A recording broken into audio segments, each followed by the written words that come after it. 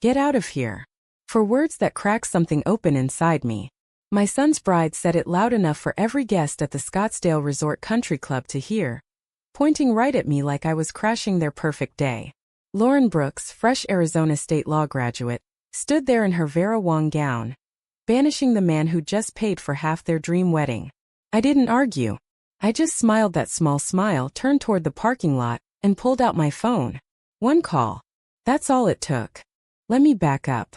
I'm Jack Harlan, owner of Harlan Electric out of Phoenix. I built the business with my own hands. Same 2019 Ford F-150, I drove to the reception parked between Teslas and Range Rovers. My wife passed when Ryan was 15, so it was just us. When he met Lauren at ASU, I saw how happy he was and I wanted to help. Quietly, I set up private family education loans through my bank. Promissory notes both kids signed at 18, clear terms, 0 interest for 3 years if payments stayed on time. I covered every cent. Ryan's ASU degree, Lauren's law school tuition, books, bar prep, even rent. Total? $425,000. Never told them. I just wanted them to chase their dreams without debt crushing them. The ceremony was beautiful under the desert sky. But during cocktail hour, Lauren's parents pulled me aside. Jack, the evening is going to be very professional. Her dad, Dr. Richard Brooks, said. Her mom, a professor at ASU, added gently. Maybe you'd be more comfortable heading out after dinner. I stayed. Then Lauren marched over on the terrace, voice rising. This is my world now, Jack. You don't fit. Get out of here. Guests froze. She called me uneducated, blue-collar, a liability to their futures. I met her eyes. You're right about one thing. I don't belong where I'm not wanted.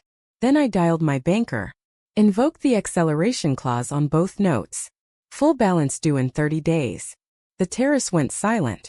Lauren's face drained of color when I explained the signed contracts, the legal terms she'd initialed, the generous terms I'd given. Ryan looked gutted. Dad, you paid for everything?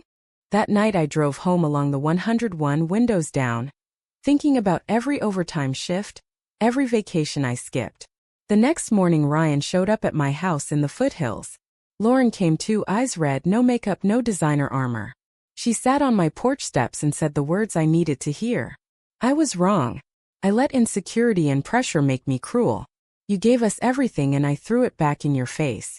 I'm so sorry. We talked for hours, real talk, no lawyers, no cameras. I showed them every receipt, every transfer. The law was clear. The notes were airtight, acceleration clause standard and disclosed. But family isn't court. I tore up the acceleration notice right there. We'll restructure, fair payments you can actually afford, low interest, no rush. But respect isn't negotiable. Lauren hugged me, tears real this time. Thank you, Dad. 6 months later we had a quiet vow renewal in my backyard under the mesquite trees. Just family, close friends, burgers on the grill.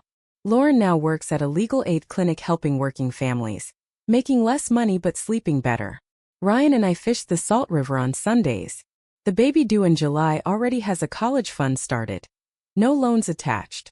Some lessons cost more than money. The real wealth?